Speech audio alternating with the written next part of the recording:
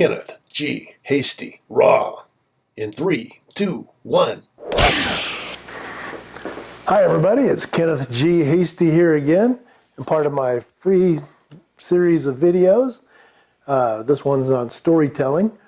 If you're not aware of these videos and you haven't seen some of the earlier ones, I've got a lot of experience in sales and sales management, executive sales management, entrepreneurialism. So I'm doing these videos for free to give back, to help business owners and salespeople to get better at selling their products.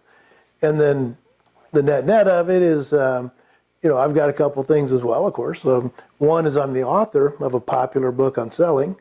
It's called 77 Seconds to Sales Success. And you can get it at Barnes & Noble, you can get it at Amazon, you can get it at 77secondstosalessuccess.com, what have you. But it's a popular book. You can get on ebook as well. But that's not the reason for this today. Today we're going to talk about storytelling and sales. Now, if you like this video or you like these videos and you want them to keep coming, then please do me a favor and just like it, forward it, retweet it. Depends on what format you're looking on, and that'll help build my brand, get my name out there, and I'll keep doing them, and it's a win-win for all of us. How's that sound? So let's talk about storytelling. Let me set my book down here. Okay. And understand these videos are completely raw. So if I blow something, you'll say, hey, well, it was a raw video. There's no second take. There's no scripting.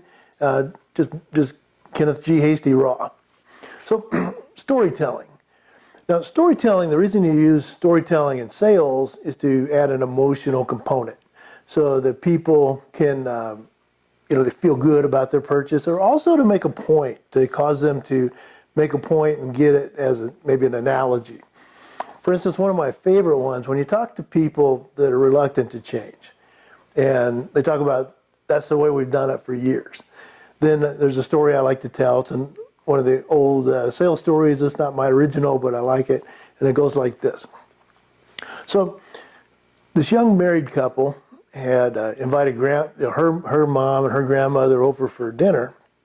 They didn't have much money, they barely feed the dog. And they're in there and they decide to cook ham for dinner.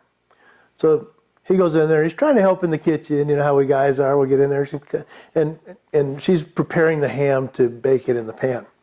So she cuts about 3 inches off one side of the ham and gives it to the dog. And he's like, what the, and then she cuts about 3 inches off the other side and gives it to the other dog. And he's like, honey, we can't afford to be throwing away ham like that. She goes, excuse me, how dare you? This is the way my family's done it for years. This is how we cook ham. This is how I was taught. How dare you? He's like, I'm sorry, it just, it seems like a waste.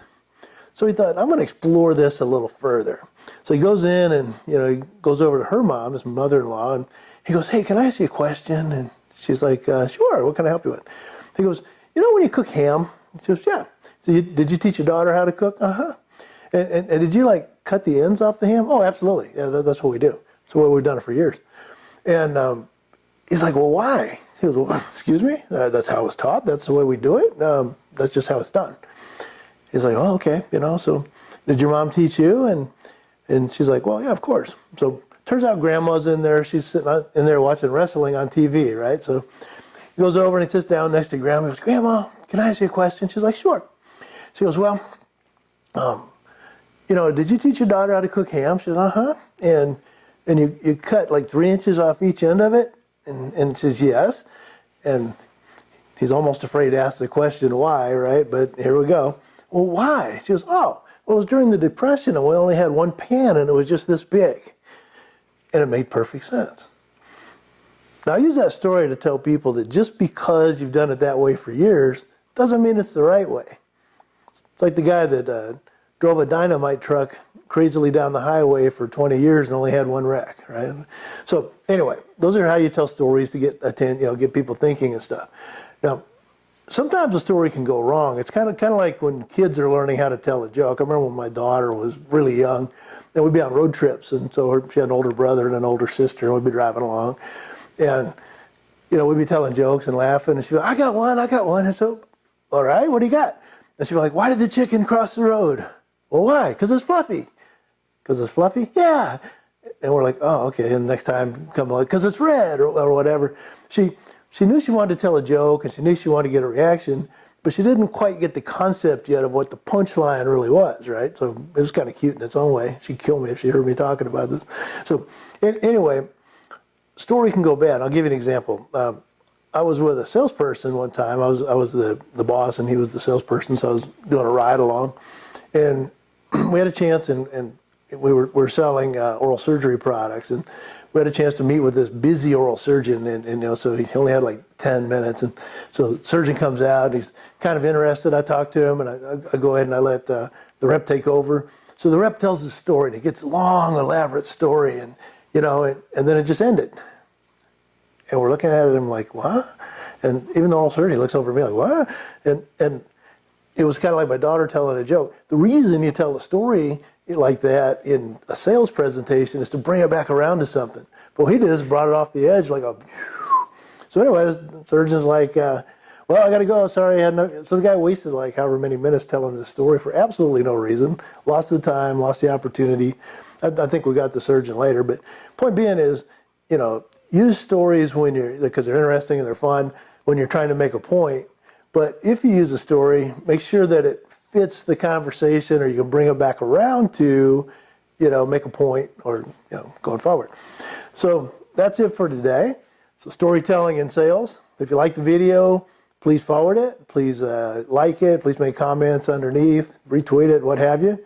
So if you want to get a hold of me directly, talk about consulting opportunities, it's kennethghasty@gmail.com. You want to check me out, it's kennethghasty.com.